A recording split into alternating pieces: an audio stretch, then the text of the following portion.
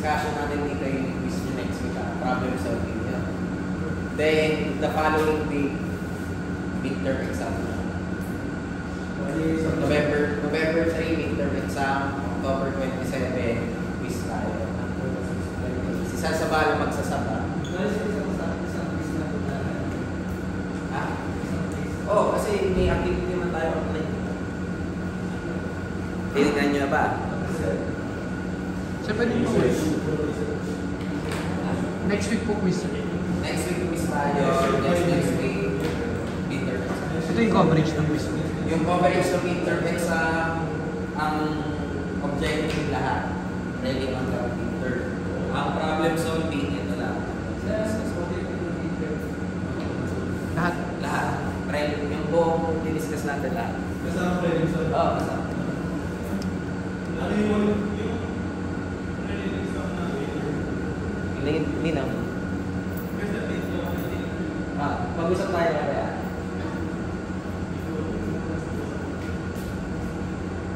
Okay, so for today, we will be discussing yung distribution system planning, which is actually the basis ng pag-design ng mga substation. Okay, so when we talk about system planning, this means that we are trying to make sure na yung increase sa demand natin for electricity can be satisfied by your distribution system. This could be both in terms of technical adequacy and also economical reasonability. Meaning to say, we do not be designing or upgrading your distribution system, your substation system, without considering its technical feasibility and its reasonable economic outlook. Now, if we would look at this graph, so mapapansin natin dito sa graph that there is a big investment pagdating sa generation. Kaya, if a certain country already invests very big sa generation system natin, wala silang magiging problema pagdating sa electricity.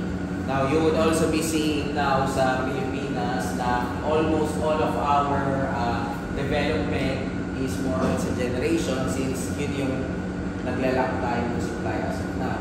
And you would see a certain portion regarding only about sa transmission, distribution, and other miscellaneous things.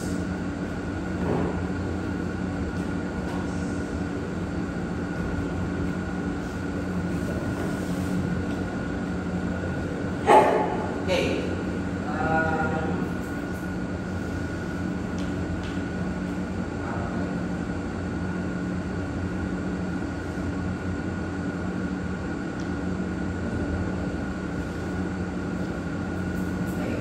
Now, those that work under distribution planning is what we call distribution system planners. Ganun rin pagdating sa transmission, we call them transmission system planners. And usually, they determine yung load magnitude. So, pag sinabi natin load magnitude, ito yung capacity. That's why halos lahat ng mga projects nyo, ito yung una natin hinahanap. Yung load forecast or yung load data na tinatawag natin. We also need to consider geographical location. Why do we need to consider geographical location? Since hindi ka naman pwede basta-basta maglagay ng mga distribution substation, distribution lines if the geographic placement is not justifiable. You also need to consider na pag nilagay ko siya, serve the load at maximum cost effectiveness. Meaning to say, madali yung ROI ng system natin. While minimizing yung losses ko and construction cost and considering reliability. So, in simple layman's term, ang gusto lang natin mangyari, it's close proximity to the ultimate customer and its high investment cost. Kailangan lang natin. Yan yung mga factors na pinag-consider.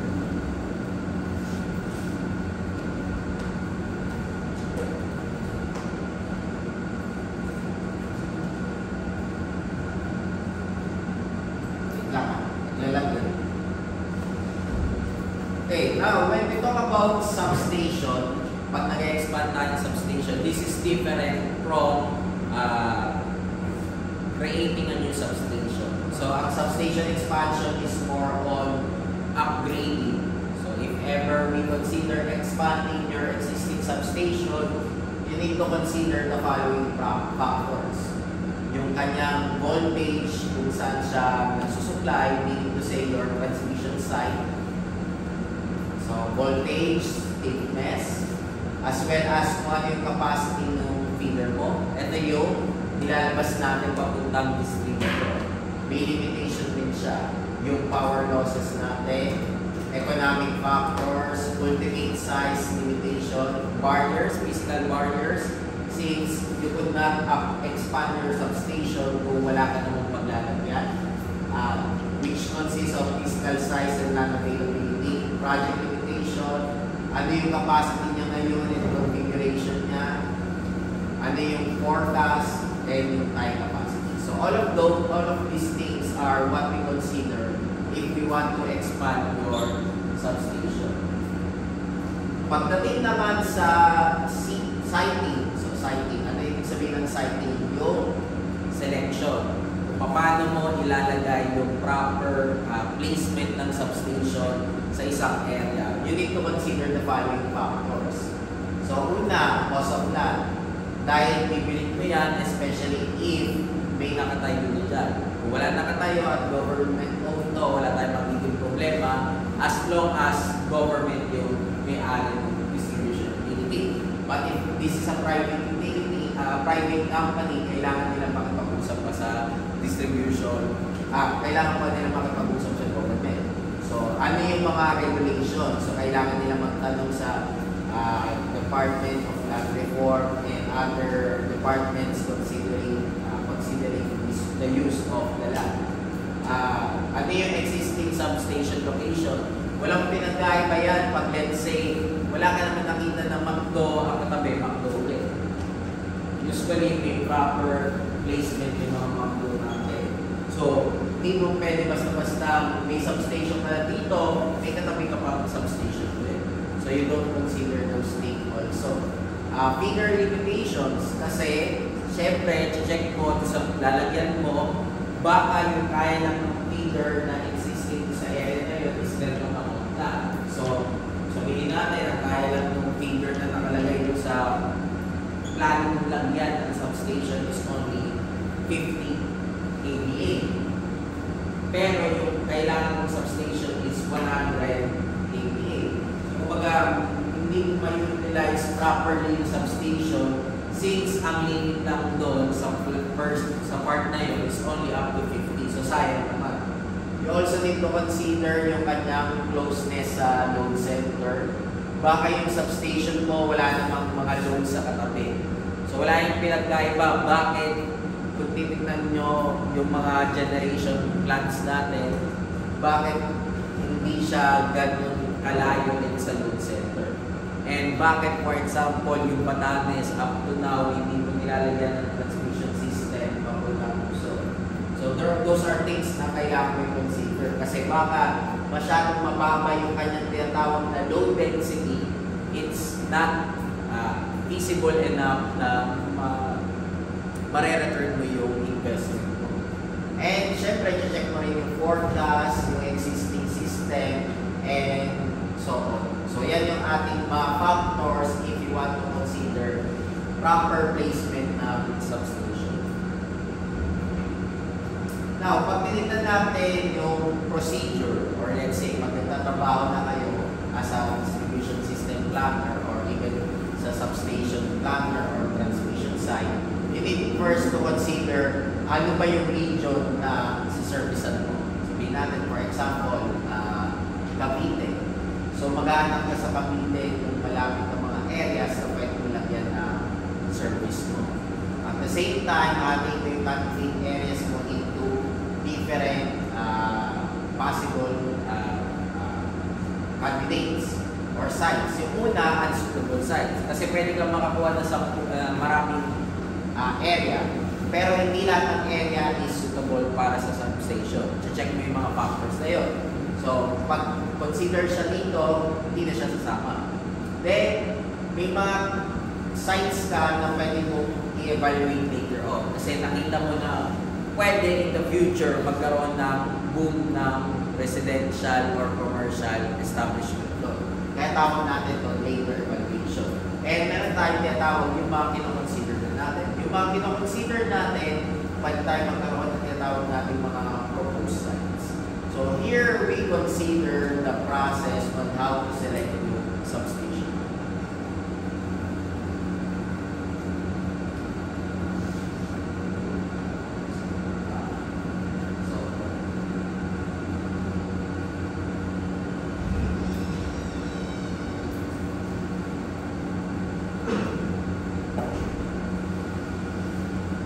So how do you, what are the present planning techniques na kinoconsider natin? So presently, ganito ang ginagawa nyo. Unahin nyo muna kunin yung load forecast. Yun yung sinasabi. Kaya una nyo ginagawa is load forecasting.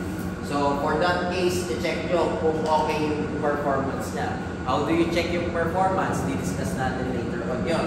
If ever okay siya, wala ka ng problema. Diretso ka sabihin mo na you don't need to upgrade or whatever. Pero kung hindi, check mo. Kailangan mo ba mag-build ng substation or mag-expand? Kung mag-build ka, maghanap ka ng substation site. Pagkaalam mo substation site, de-design mo siya, and if it's acceptable, babalik tayo dito, check mo yung performance, then yun na yung solution ko. Kung hindi ka naman mag-build ng substation, mag-expand ka lang, i-check mo kung ano yung babaguhin mo sa configuration niya. Kung acceptable yung cost, then solution na tayo. Ito yung present technique na kino-consider natin if you only consider the cost. Sa atin, o sa ginagawa nyo, since most of our distribution, utilities, and our, let's say, generation companies are privatized, hindi lang tayo tumitingin sa cost. Aside from cost, nagkakaroon din tayo tinatawag natin other factors that we consider. That is why yung ginagawa nyo doon sa inyong magiging design project would be change into what we call the trade-off. I-check nyo yung trade-off dito sa part. Ito yung dating kino-consider natin if wala ka ng ibang factors na kino-consider cost. Okay. So, ang tanong, ano ba sinasabi mong good system performance? So, how do you identify something as a good performance? Una, kailangan continuous yung service. Meaning to say, 24/7 kang kuryente or may supply ka. Pangalawa, wala kang problema sa peak load voltage. Drop sa pinaka-malayo customer sa secondary. If you have already, if you remember yung hinahanap natin palagi sa EE417 natin sa distribution system, tinatawag natin minimum potential voltage.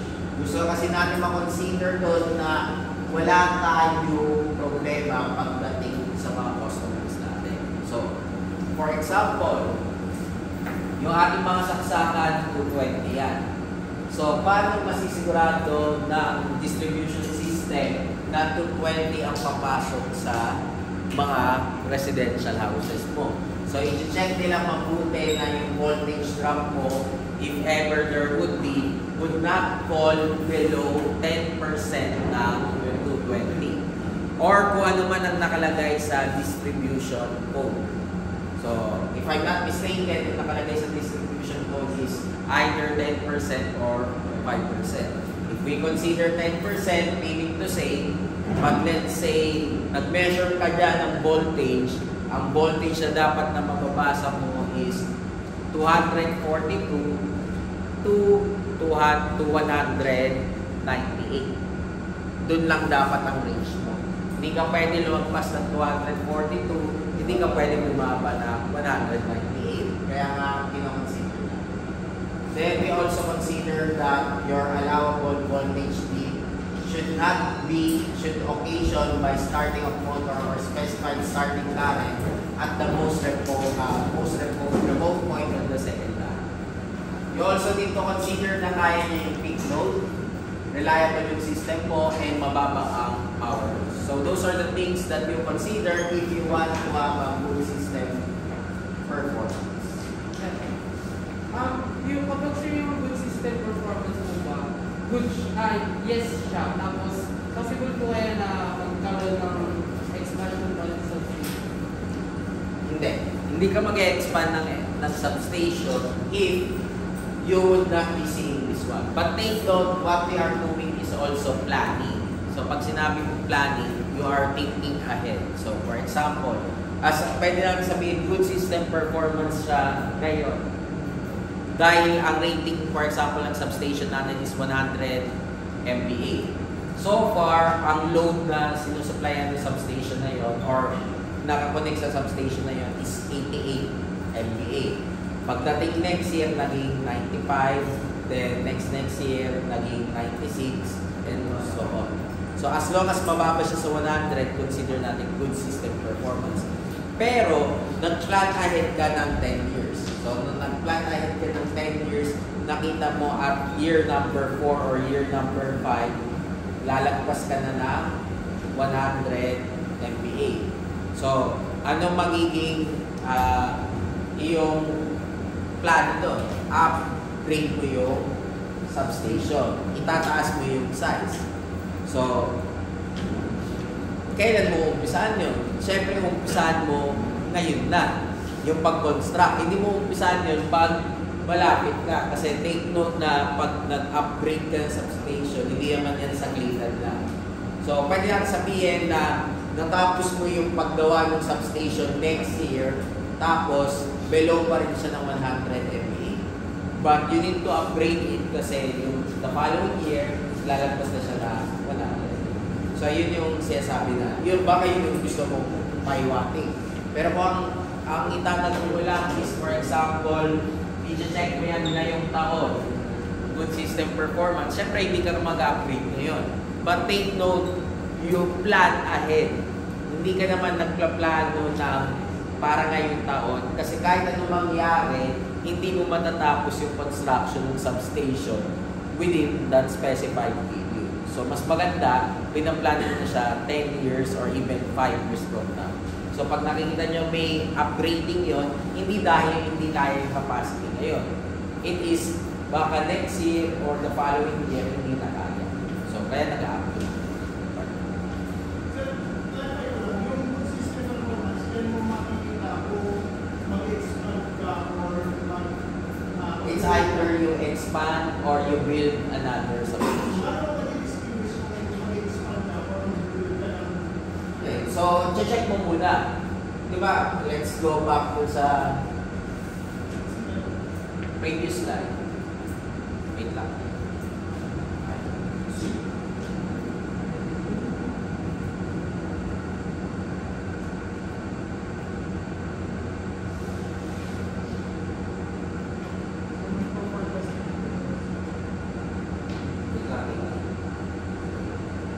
Bagay.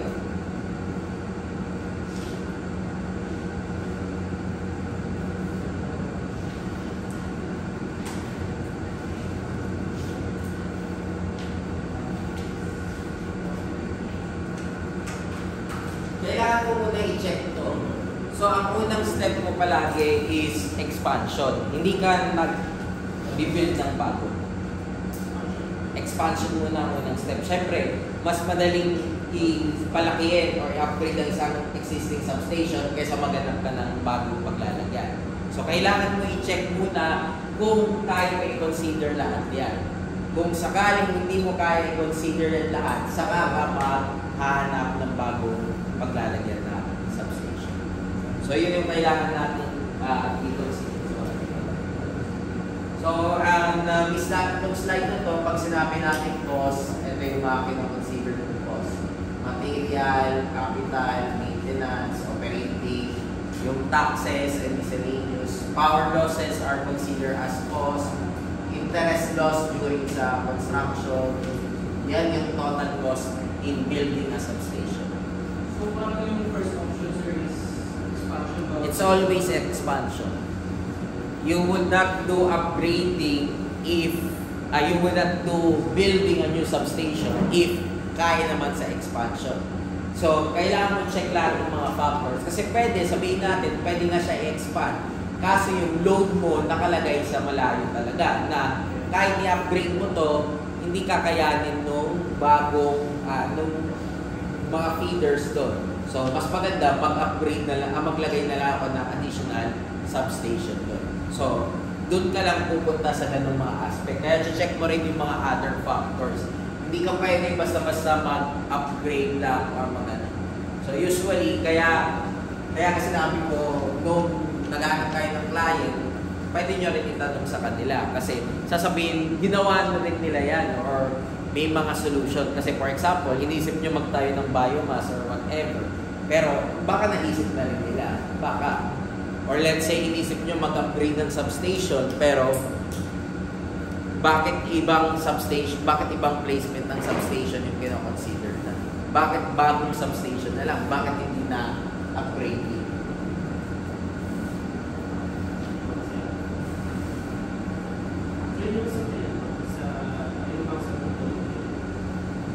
Saan?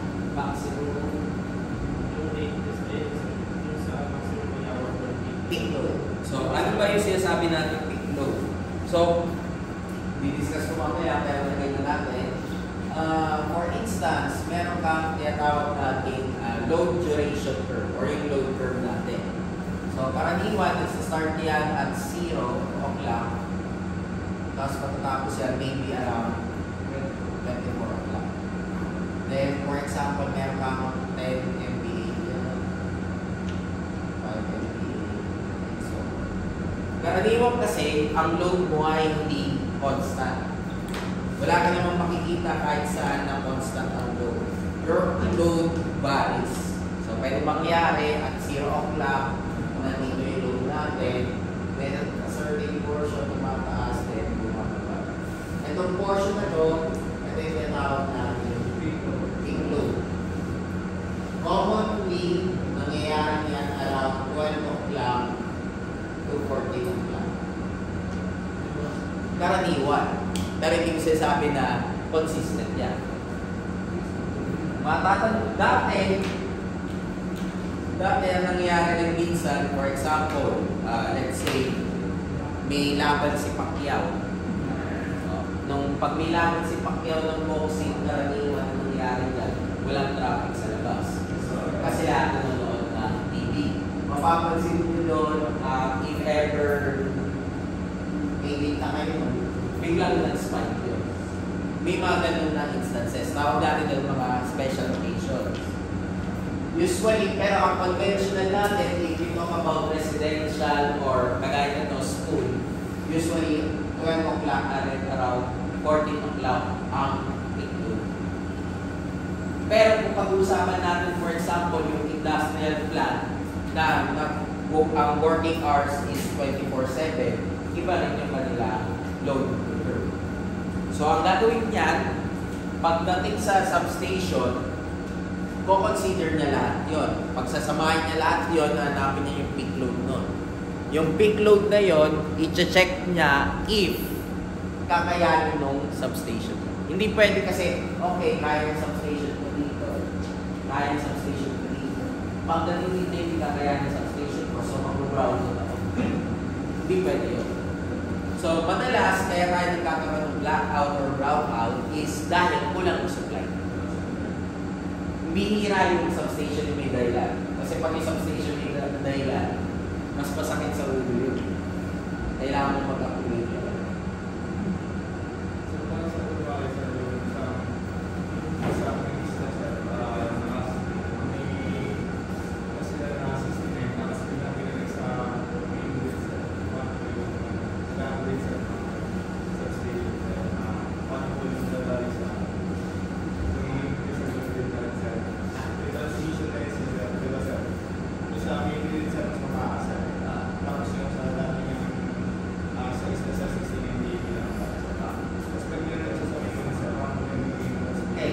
Babalik tayo doon.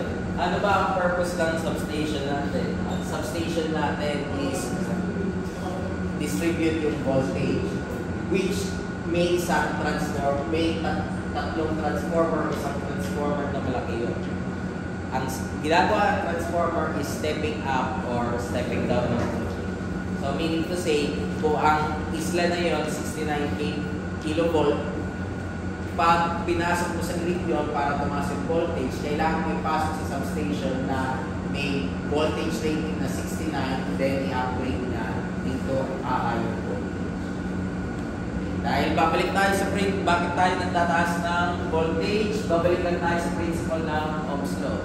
Pag mas mataas ang voltage, mas mababa ang current. Pag mas mababa ang current, ibig sabihin yung area ng wire mo mas maliit. Pag mas maliit yung area ng wire, wala kang problema. Kaya ang transmission system mo ay high voltage. Kasi isipin nyo na lang kung ang transmission system natin ay low voltage, 230 volts.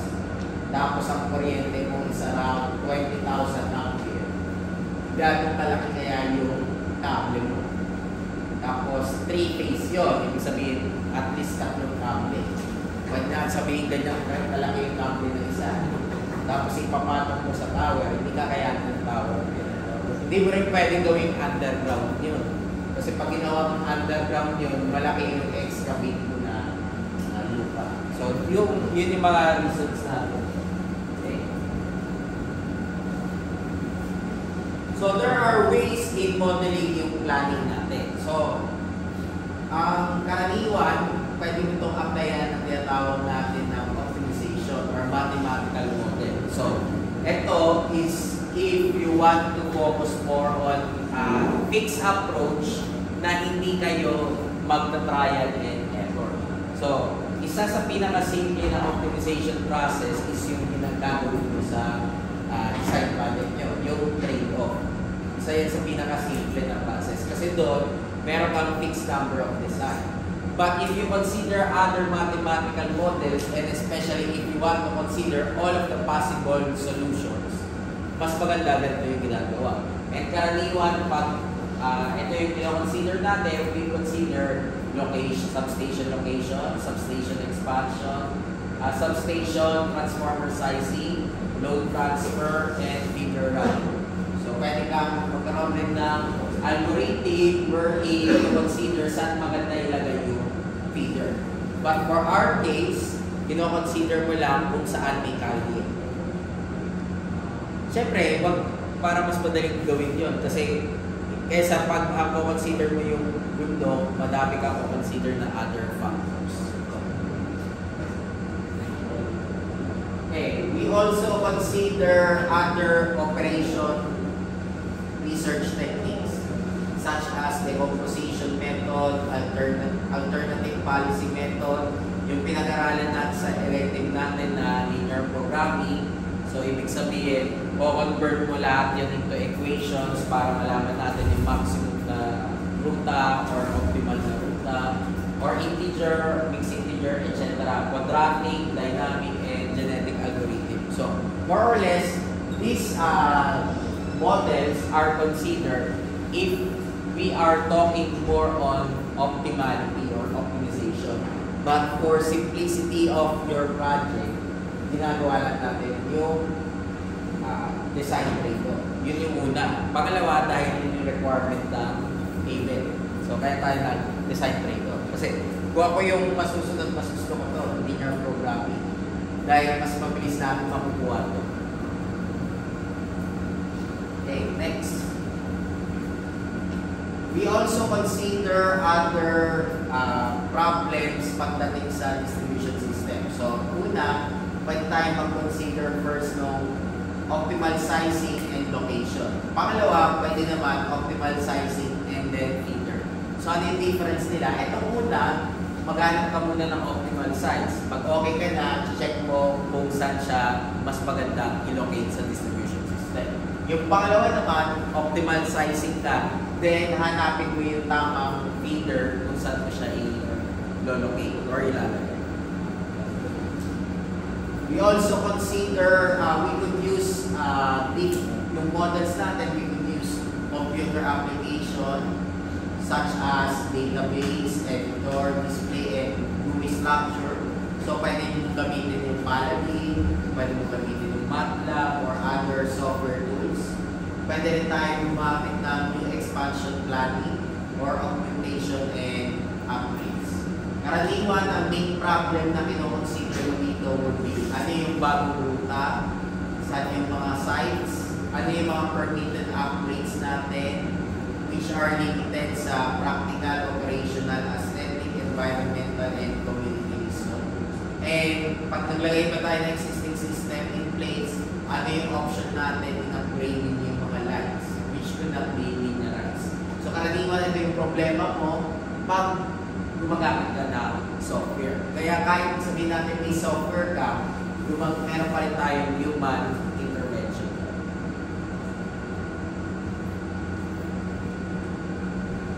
So, ano ba ang benefits pag nag-operation planning ka sa optimization? Siyempre, mas madali yung cost reduction natin and mas madali natin maintindihan kung ano yung relationship ng mga cost natin and yun nga, mas madali tayo makakapag-trade.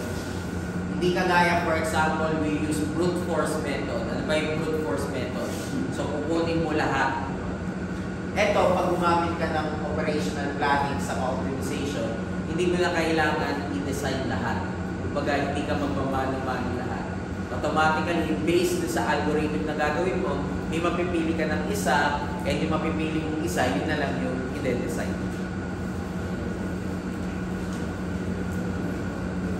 We also consider these things in the future pagdating sa planning. Economic factors, demographic factors, and technological. Economic, syempre, hindi mo maalis yung inflation, yung pag-acquire ng land, so capital, yung difficulty in raising ng customer rates. Hindi porke nag-upgrade ako ng substation or nagdagdag ako, madaling increase natin kaagad yung rates ng kuryente. For example, yung Soteco na lang, sabihin natin, ang magkano pa kuryente ngayon, Kevin? Per kilowatt hour? 11. Sige, yung 11 dito yun, Meralco yun, no? 11 kilowatt hour.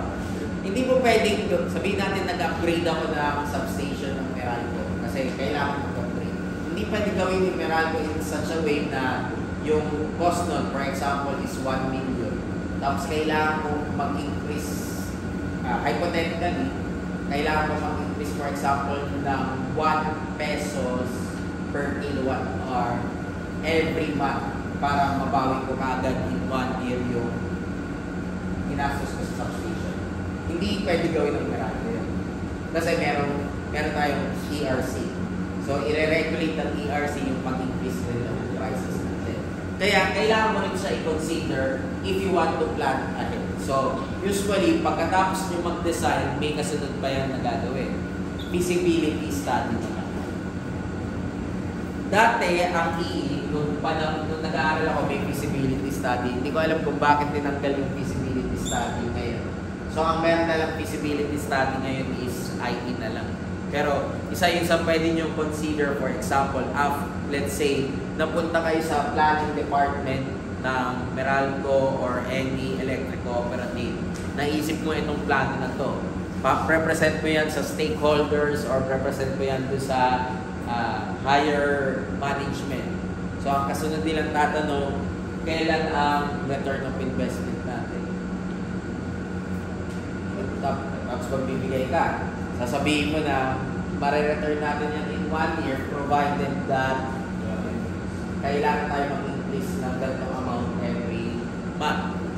May kasunod silang tanong. Hindi natin pwedeng gawin yan kasi bawal yan sa ERC.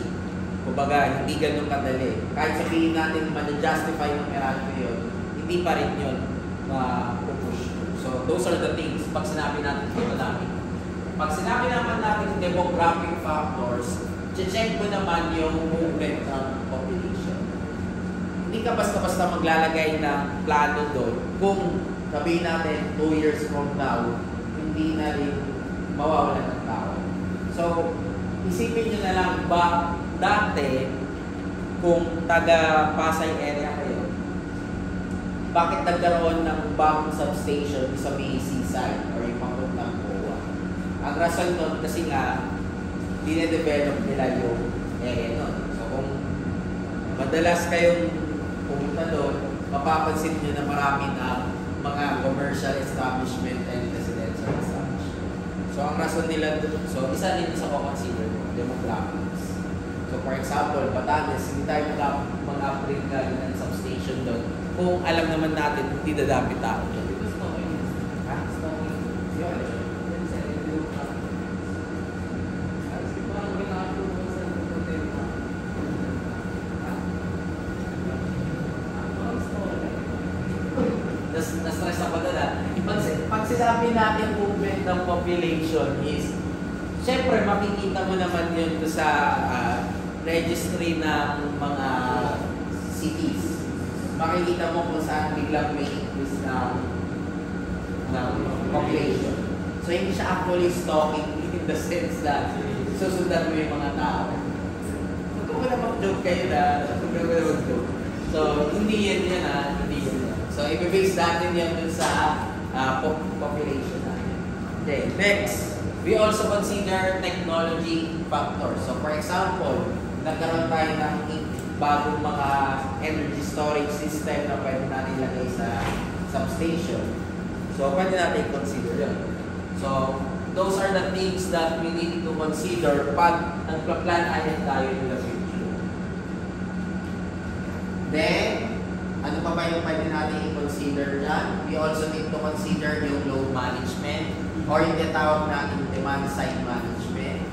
We also need to have an increased importance sa good planning, cost-benefit ratio for innovation and planning. So, ito, matagal nang ginagawa ng Pilipinas, yung demand side management. Hindi naman ibig sabihin nito ay kailangan puro sa upgrading ng substation. Pwede natin sabihin demand side management in the sense na if you look at some TV ads or internet ads, sinasabi na tuwing gabi kayo mag-plancha, ganitong mga oras, mga 11 or mga 10. So, minamanage mo yung demand para hindi tayo basta-basta upgrade ng upgrade. Kasi masama rin na kung ang peak load natin is ganito, tapos at the start, ganito kababa, masama rin yan. Later on, pag nag-compute tayo, makikita nyo kung bakit masama rin. Then, what do you consider good planning? Cost-effective, accurate yung load growth natin, component must be placed in and out of the system, meet performance goal, and minimize losses. Pag sinabi mong load management, ito yun. Nare-reduce natin yung demand during critical system load period. So, pwede tayo magkaroon ng tinatawag natin na load shedding or yung mga interruptible loads na kino-consider natin. So, cost-benefit ratio, compatible sa system, reliable, acceptable level of customer convenience, and benefit of customer in forms of reduced rates or other incentives. So, one example of this one is karaniwan, binibigyan rin ng incentive ng WESM yung mga malalaking industrial establishment na mag-shed sila ng load during this period. Para imbis na sila yung magbabayad, binabayaran sila ng WESM. Or kung sino man yung may hawak nun. Para bumaba yung demand natin.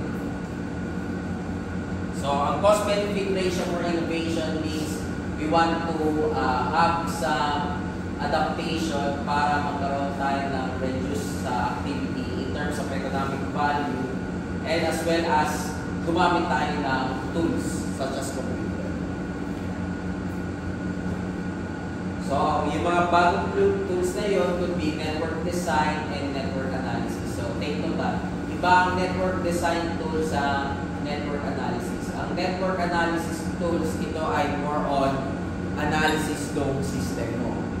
Doon mo makikita if ever may kailangan kang baguhin sa system. Yung design, ito more on sa planning or more on sa upgrading. Pero karaniwan, yung mga softwares natin such as Paladin, ETAP, could do both. Could do for design or even And if ever magkaroon ka ng development, ito na yung kaya gawin ng mga bago natin mga softwares. So, kaya nila mag-optimize with respect to many criteria by using programming methods of operation research. Yung design rin natin, pwede na rin sila mag-consider na for management. While yung editors naman natin is more on sa simulation programs wherein makikita na natin yung performance. So, kumbaga, yung Paladin natin, ito yung ginagawa. Ito, pero kaya rin ng Paladin ito. Pero kung let's say, consider natin itong dalawang to, pwede mo lang i-consider dito. Gumawa ka lang ng code sa Python or whatever, may bibigay na siyang output. Pero hindi mo siya magsacycling. Sinasabi lang niya na ganito parami lang na substation kailangan natin or ganito yung sizing na transmission system natin, etc. Now, para ma-validate mo yun, gagamit ka ng network editor. We also have other use ng computer sa planning. So, aside from system approach, we also consider database and automated tools. So, ito yung lahat ng mga kaya gawin ng computer nyo ngayon. So, meron tayong load flow, network editor, protected device coordination, power loss, reliability, economics, capacitor allocation, transformer management system, and so on. Ito rin yung dito sa loob. So, lahat yan, ginagawa na itong software natin yan. And here we have what we call, ano yung effect, naglagay tayo ng dispersed storage and generation. Ano ba yung sabihin ng dispersed storage and generation? Ito yung mga tipong hindi nakabulk. Pwede natin sabihin, maglalagay ako sa tabi ng bahay ng bulis ng battery system na ganito yung size. Kumbaga, kaya lang niyang supplyan ng isang buong community. Pero pag sinabi natin yung hydropower plant natin, hindi yun dispersed. Pero kung gagawa kayo, for example, ng mini hydropower plant, pwede natin sabihin dispersed storage. So, here are some criteria or factors na kaya gawin ng mga dispersed storage natin. So, ito lahat ng mga yun. We have biomass, geothermal, hydro, compressed air storage, solar thermal, PV, wind, fuel cell, battery, hydro, then yung mga gas turbines natin, landfill, and burning refuse. So, lahat ito, pinapakita lang yung mga factors. So, I don't need to explain this one. Sinasabi lang kung ano yung kaya gawin ng bawat isang DSP natin.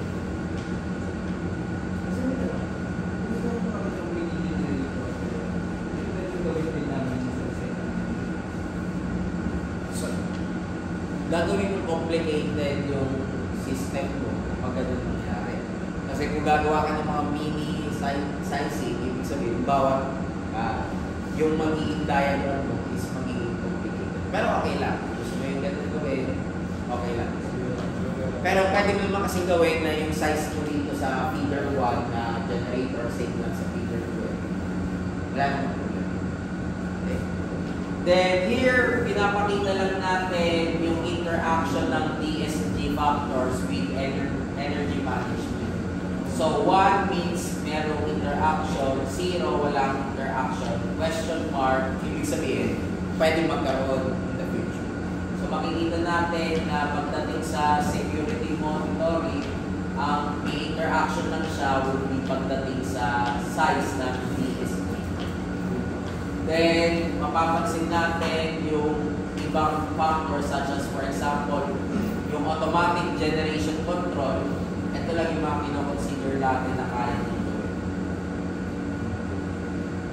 So, ano ba yung sinasabi natin DSG ulit? So, ito yun. Sabihin natin, naglagay ako ng battery or fuel cell sa distribution substation malapit. We consider that as your DSG. Pwede rin kahit yung PV system mo na nakatap sa bahay. You consider that as DSG. Ito, pwede rin natin consider to. Pero pag let's say, naglagay ako dito ng planta, hindi yun DSG. Kasi nasa transmission system siya. So, you just need to remember the main purpose of an electrical power system is to efficiently generate, transmit, and distribute electrical energy. So, hindi tayo natatapos sa generation. Kailangan din natin i-transmit and distribute. And operations involve the geographically dispersed and functionally complex monitoring and control system. So, kaya tayo nagkakaroon ng tinatawag natin na SCADA. So, SCADA is a composition ng isa sa mga composition ng tinatawag natin Energy Management System. Yung SCADA, makikita nyo yan sa generation and transmission system. Yung sa distribution, ang tawag naman natin DAC or Distribution Automatic and Control System. Kino-consider mo dyan yung mismong distribution mo at saka yung connected. Now, if you have a good energy management system and this is something na self-sustaining, meaning to say, kahit hindi masyado intervene ng tao, we call that already a smart grid. So, as of now, there are initiatives na ginagawa ang Pilipinas. Pero so far, based sa initiative, hanggang smart meter pa lang tayo. Kaya pag nakinig kayo ng mga seminar sa IIEE, na ayaw kong nakikinig eh, palaging smart meter pa rin yung pinag-uusapan. Hindi kagaya pag nakinig ka, for example, ng seminar sa Taiwan, pinag-uusapan na nila is more on what we call a digital twin. So, ano ba yung tinatawag ng digital twin? Pag sinabi mong digital twin is instead of creating a prototype physically, gumagawa ka na lang ng virtual model. And you apply any artificial intelligence techniques in checking if ever okay siya. So, yun yung difference na. Kaya, medyo delayed ang Pilipinas. Pero sana pagka-graduate nyo, magkaroon tayo ng initiative na ma-push tayo sa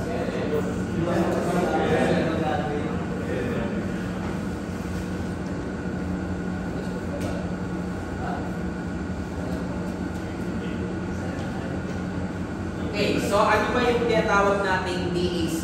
So ang DAC natin ay nag-improve ng efficiency, increase ng market penetration in terms of coal, nuclear, and renewable, and reliability. We also consider ito yung mga other things na kaya ng DAC nyo. Load switching, peak load pricing, load shedding, all load pick-up, load reconfiguration, voltage regulation, and transformer load management. Ito pa. So, lahat yan kaya ng DAC nyo. And, ito lang yung table format na. Yung explain namin kanina. This one, pinakita lang natin kung ano yung level ng penetration niya. So, you could just rate it na lang. So, nasa base yan sa mga IEEE magazines. So, in a simple sense, ganito lang yung ginagamit natin para mag-consider mo. Magamit lang tayo ng tinatawag natin broadcast transmitter that uses amplitude modulation and phase modulation. Then, meron ka rin synchronized na VHF, very high frequency na receiver.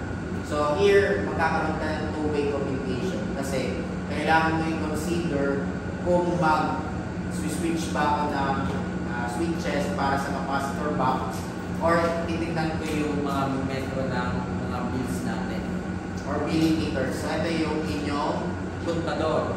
Alam niyo ba yung contador? So, yung contador natin yan. Then, pwede rin nila i-manage yung air conditioner, water heaters, and electric heaters. So, kung papakita lang natin in terms of pictorial diagram or in terms of schematic diagram, ito yung composition niya. So, makikita natin na palaging na may current transformer. Bakit tayo may current transformer? Kasi kung wala kang current transformer, masyadong malaking kuryente yung papasok sa digital device mo. So, So ano mangyari din sa mga digital equipment natin, masisira. So gumagamit tayo ng current transformer para mababa natin yung current na papasok natin dyan. Kasi take note na ang pinapasok natin sa kahit anong device, mapa DC or AC is always signal. And yung signal na pinag-usapan natin dyan is voltage. Wala yung pinagkaiba pagdating sa mga sensors natin na ginagamit natin sa mga halaman. Kasi halos lahat ng side project yung puro halaman. So halaman, makikita nyo for example yung moisture sensor doon. Po-convert yung moisture sensor, yung signal mo doon is voltage. Ipapasok ko yun sa microcontroller. Then, pag pinasok mo sa microcontroller, you convert that into a certain value. So here just shows yung other penetration level na pwede natin ilagay yung automation ng distribution. Ito naman, pinapakita lang natin yung mga other control schemes natin. So, nandito yung user-machine interface natin na ito. We also consider other ways of communicating with computers. So, ano ba yung mga yun? PNC, radio carrier, telephone carrier, microwave, and microwave cables or optical. Pero itong PLC na to, hindi yung programmable logic controller. Itong PLC na to is yung tinawag natin power line communication. Iba to Hindi yan yung PLC na programmable logic controller. So, ito pinapakita or power line carrier. Ano yung advantage and disadvantage ng bawat isa? Dito nakalagay.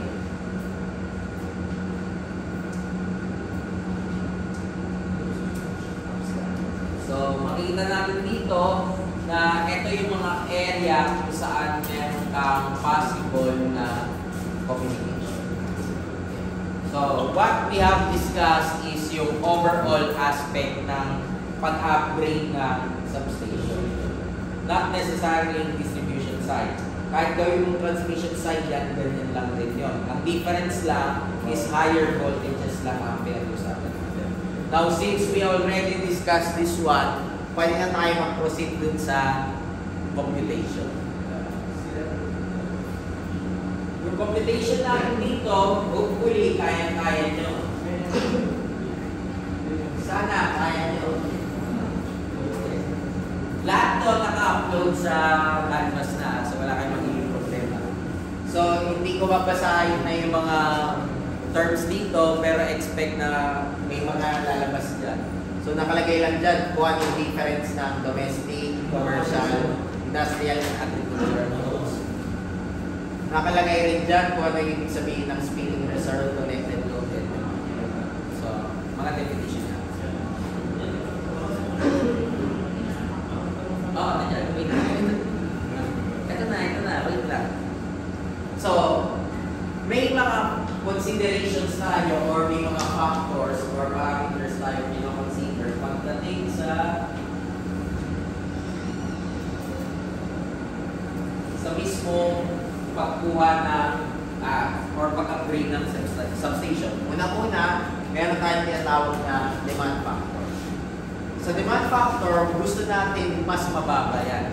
Dahil ang ibig lang sabihin nito is yung simultaneous operation ng lahat na nakakabit na mga loads. Pag ang demand factor mo is naging 1, it means that yung maximum demand mo is actually kung ano yung naka-connect. Pag ganun nangyari, it means na mas maganda mag-upgrade ka ng substation or mas maganda siguro na hatiin mo yung substation into 2 parts. Okay? Meron rin tayo tinatawag na utilization factor. Ito naman is yung system's maximum demand to its rated capacity. Or simple layman's term na lang, ilang percentage ang ginagamit natin sa actual size ng substation. And syempre, mas gusto natin mababa to. Pero ayaw naman natin na sobrang baba yan.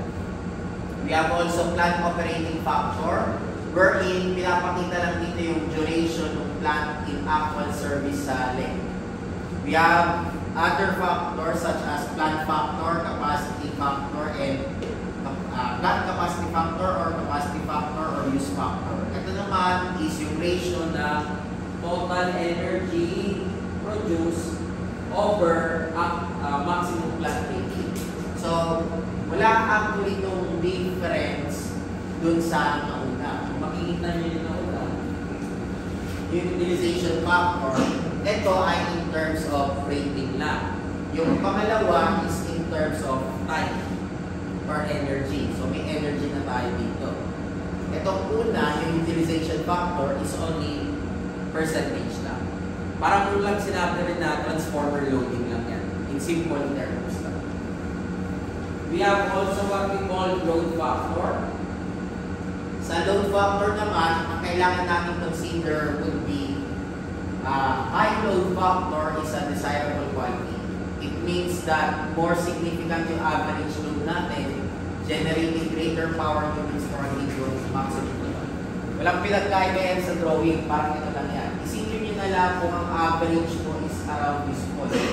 Tapos ang nangyayari, yung bulk ng dami ng planta nyo is nandito sa part na to.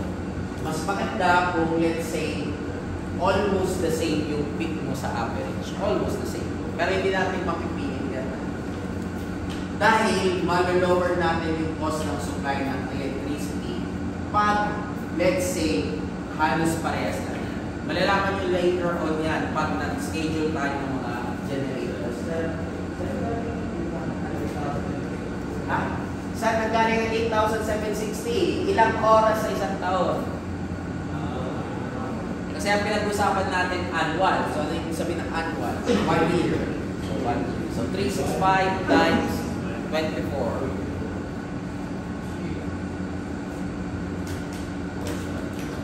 So, meron rin tayo tinatawag na loss factor. Ito naman yung average power loss over peak load power loss.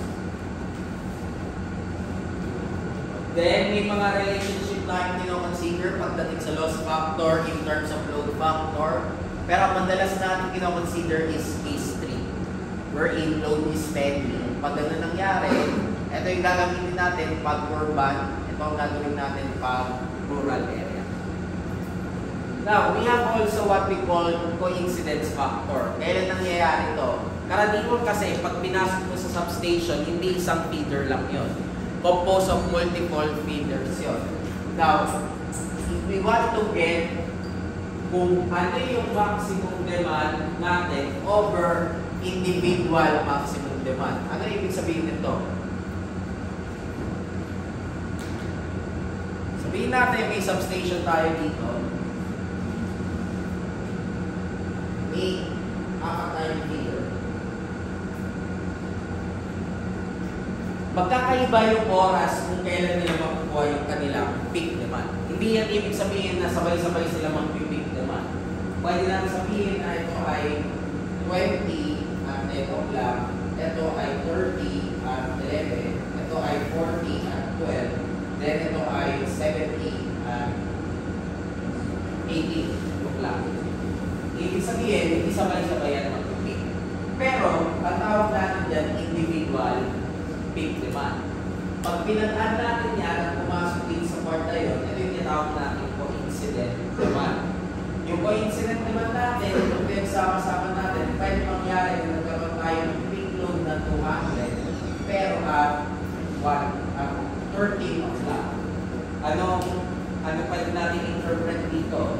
It means na pag pinag-add natin yung apat, yung pumasok na demand sa kanya at 13 o'clock is yung pinakamataas.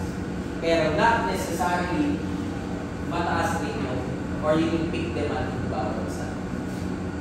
So, ano gusto natin pakita dito? Gusto natin pakita dito na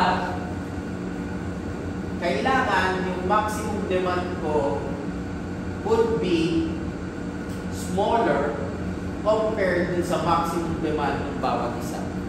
Pangit kasi na makikita natin yan na sabay-sabay sila na maximum demand lahat. So, yun yung tinatawag natin coincident factor, which is opposite nung isa. Yung tinatawag natin diversity factor. Yung diversity factor naman is baliktad naman. Ito yung numerator natin, yung sum nito, divided by yung coincident. Ang gusto naman natin sa diversity factor is mas mataas siya sa 1. So, it's highly desirable na mas mataas yung diversity factor natin. So, ayan, nakalagay dito yun. A high diversity factor, which is always greater than unity, is also desirable quantity. With a given number of consumers, the higher the value of the diversity factor, the lower the maximum demand on the plant. So the plant's capacity will be smaller, resulting in fixed charges. Kasi kung mas mababa yung kailangan ipasok natin dito sa substation, meaning to say, mas maliit yung magiging cost ng substation or yung expansion. So kaya natin kino-consider yung diversity factor. We have also what we call load diversity. Ano naman yung load diversity? Difference between the sum of the peaks of 2 or more individual loads and the peak of the combined load. Then we have contribution factor. Ang contribution factor naman is per unit of the individual maximum demand of the loads. So lagyan natin ng example para mas madali visualize. Number 1, we have here a given power station that supplies the load as shown in the table. Plot the load curve and find out the load factor. Determine the proper number and size of the generating units to supply this load. Find the reserve capacity of the plant and the plant factor, and find out the operating schedule of the generating unit selected. So, syempre, ang una namin gagawin yung load meter.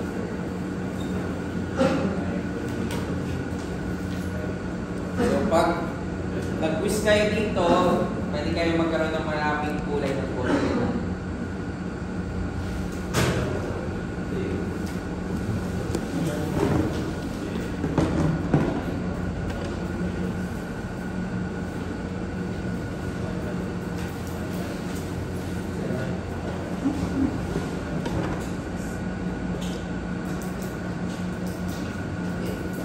Ilan ba yun? Ano yung maximum natin? 3. Ano ba?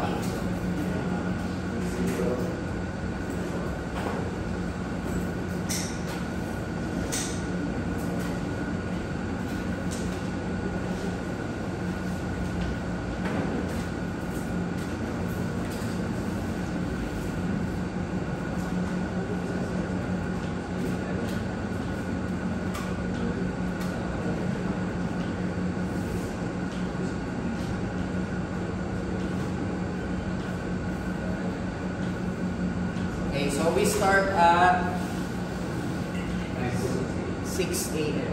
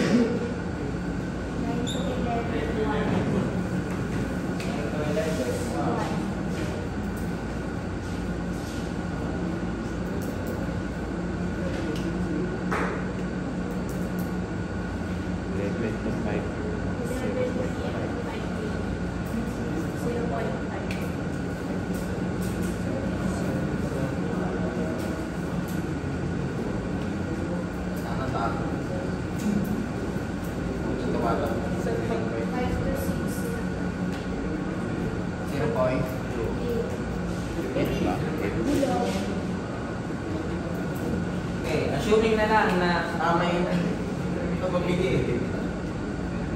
so yan po yan yung ating load curve. Tawag dati load curve yan. So yan yung karaniwan nakikita niya sa DOE, di ba? Pero kumbaga, ito is daily. Ang tawag natin dito is daily load curve. Pag pinalitan mo ito at ginawa mo itong mga buwan, monthly load curve yun. Pag ginawa mo namang years yan, edi yearly. Meron kang weekly, etc. Pero ang gagawin lang natin is daily load curve in terms of hours. Then, ang kasunod is hinanap natin yung kanyang load factor, which is LF.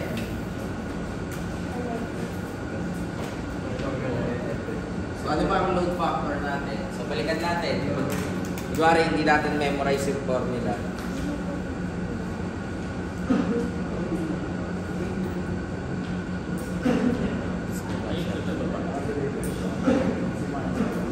So, ito yung load factor natin. Average load over peak load or average load times T over peak load times T or energy served over peak load times T. Since ang given natin is in terms of load curve and yung value, hindi mo pwedeng gamitin yung unang dalawa. Ang gagamitin natin is yung energy served over peak load. Bakit pwede yung gamitin? Dahil pwede mo namang i-identify dito kung alin yung peak load natin, which is 3.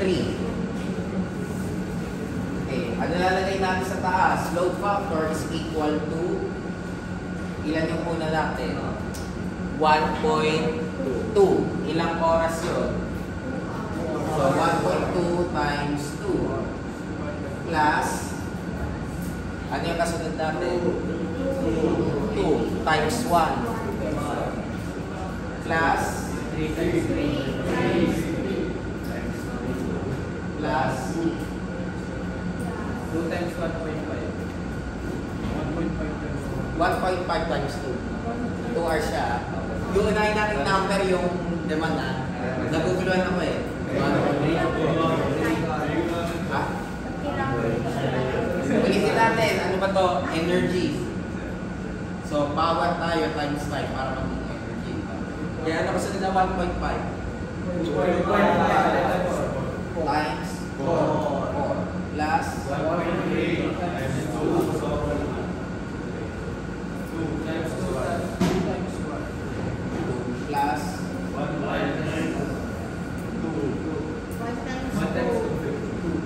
plus 1 plus 6 plus then kukunin natin yung peak 3 times 24 yung total hours. Tama ba to? 2, 3, 6, 8, 12, 14, 15, 17, 18, 19. So ilan yung load factor natin?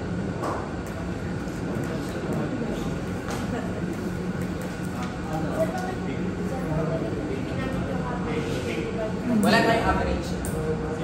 Papapili pa natin. 0.525. So, ayan na yung load factor natin. Ayan na. Load factor is 0.525.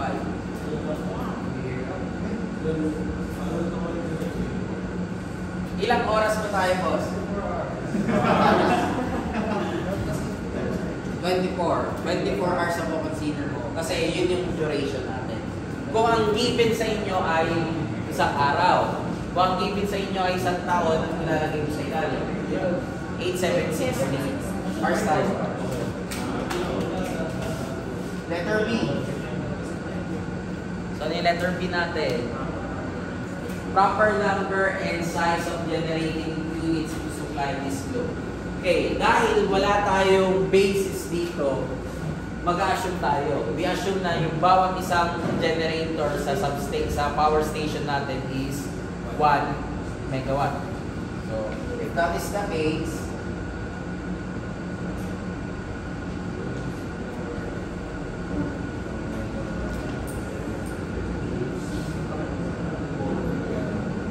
ka kasi pwedeng sakto na tatlo. Malalaman nyo mamaya yun pag ginawa na natin yung schedule ng generator. So, 4 na 1 megawatt. Palagi tayo nagsosobra dahil 3 megawatts tayo. Kahit sabihin nyo, sir, bakit hindi tatlong 1 megawatt? So, paano yung maintenance ng generator? Kaya gagawin. Additional na 1. This way. Hindi naman. Pwede naman, kung ayaw mo na 1 megawatt to, pwede mo gawin 0.5 megawatt na generator. Nag-assume lang ako na 1 megawatt generator yung ginamit natin. Pero maghanap ka kung ano yung available dun sa power station mo lang pwede ilagay. Pero usually sir, pare-parehas. Dapat pare-parehas yun, para hindi ka na magka-problema. Okay, letter C. Ano yung letter C natin? Reserve capacity of the plant and plant factor. So, reserve capacity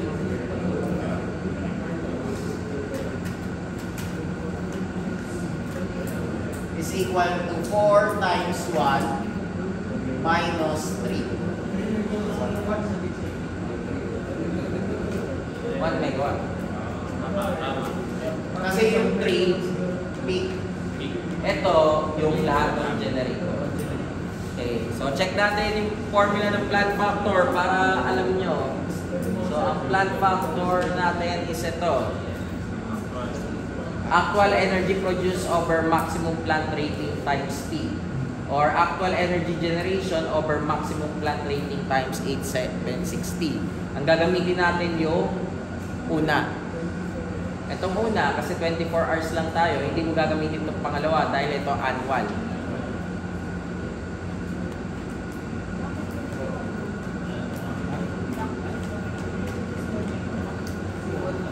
So, plant factor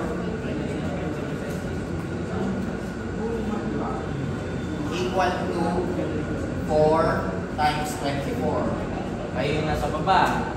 Yung sa taas, kukumpare mo lang yun. 1.2 times 2 plus 2 plus 3 times 3 plus 1.5 times 2 plus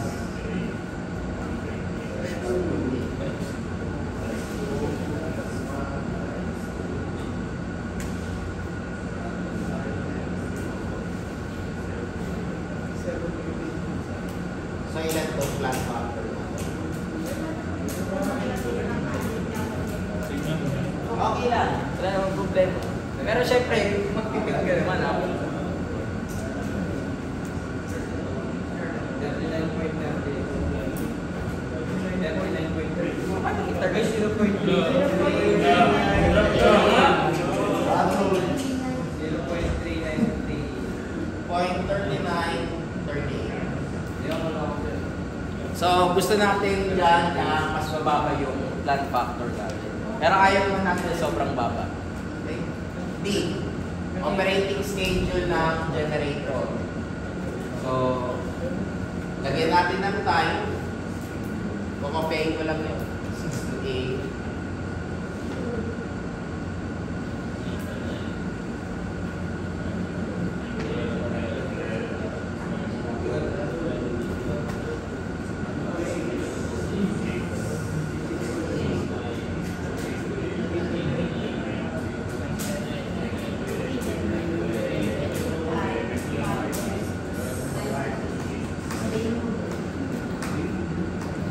Then, lagay natin yung kung ilan yung load natin.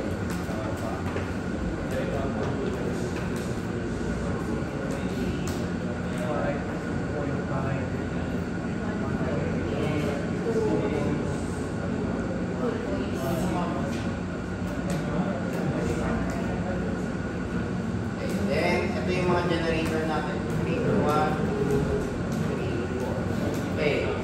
For simplicity, gagawin ko 1, ibig sabihin naka-on. 0 is naka-off. So 1.2, ibig sabihin kailangan ko ng dalawang generator. Ito, kailangan ko dalawa kasi ito pa rin.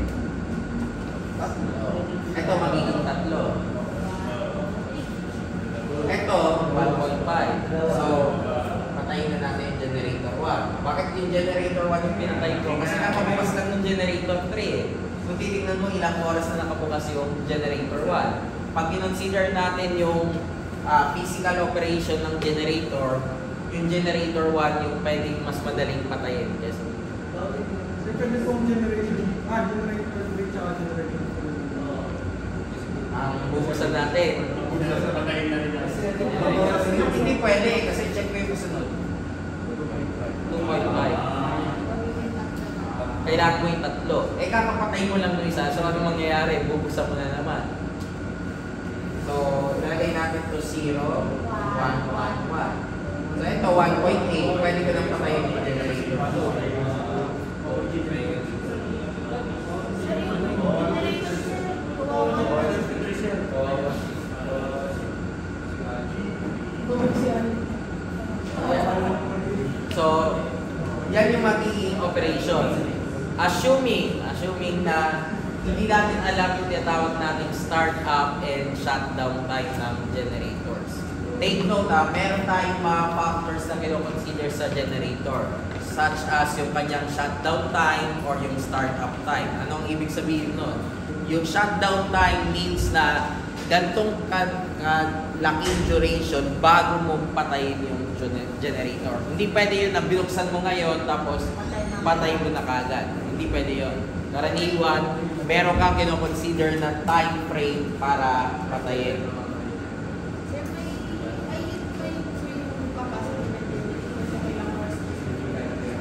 Hindi. Ang capacity ng generator mo yung megawatt. Yung sinasabi nating time na yon, yun yung minimum allowable operation niya.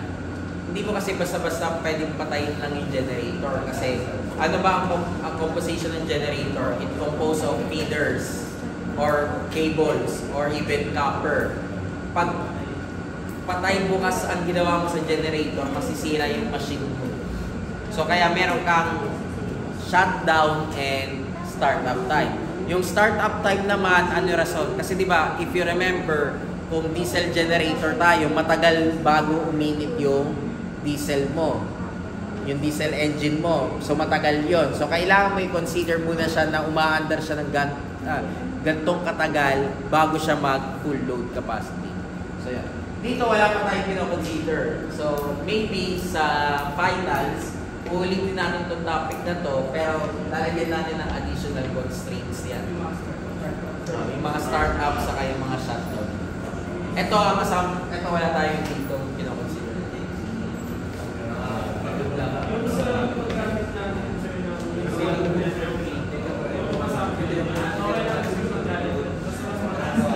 Ito, wala kasing even yung power station. Hindi natin alam kung ilan yung pwede mo ilagay sa power station, hindi rin natin alam kung ano yung existing nun. Kaya ang basis natin, assumption dyan. Pero karaniwan, pag pinag-usapan mo na yung power station na existing, meron na naka-placement doon. So sabihin natin, meron kayong thermal power plant doon, pwede mo lang makita yung kung ilan yung nakakabit.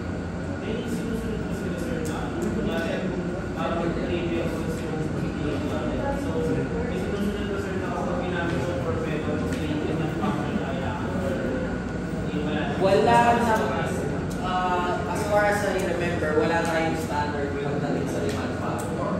Ang standard lang natin usually dyan is yung tinatawag nating loading na 50 to 100%. Yun nakita sa power flow analysis ng Malamig, 50 to 100%. So pwede mo siya i-convert sa plant factor or sa demand factor, which is 50%. Pwede na. Sir, yung kunyari sa yung time ko ng vacuum, ay, ibang isasara ko yung generator 3 ko, pero sa nakabukas yung generator 1. O dapat kapag pinatay ko na yung generator, tuloy-tuloy. Ang bubuksan ko sa generator 1, sa generator. Wala namang problema, okay lang din. Wala tong fix, ulit ito wala tong fix na schedule. Pero assumption lang namin, mas maganda na pinapatay mo iba. Actually, kung gusto mo hanggang dulo, Hindi mo gagamitin yung generator or wala namang problema. Sir, paano pagpapatay yung generator? Ha? Pagpapatay yung generator. Pag wala kang generator for imumove mo lang ito lang. So, etong dalawang manual ito.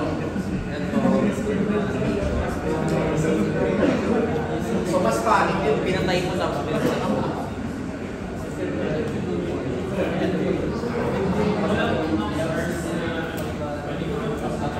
Ulit ito, kakasabi ko kanina, meron tayo na round na shutdown and startup. So, dito, wala pa tayong pinag-consider. Sa finals, ulit natin yung topic natin dyan. Kaya, tapos na tayo sa discussion eh. Hanggang finals na basta tayo. Kung power plant natin yung discussion natin. So, ulitin natin sa finals yan, pero kasama na yung mga startup and shutdown. Okay, number 2. Please assume that the loading data given in the table belongs to one of the primary feeders of what we call the no light and no power company. And they are for a typical winter day. Develop the idealized daily load curve for the given hypothetical primary feeder. Determine also the following. Yung class contribution factor for each of the 3 load classes, diversity factor, diversified maximum demand, and coincidence factor. So ito yung ating mga loads na pinoconsider. Tatlong loads na pinoconsider natin. Meron tayong street lighting, residential, and commercial. So ulitin ko lang ulit yung pag-drawing ng load curve natin.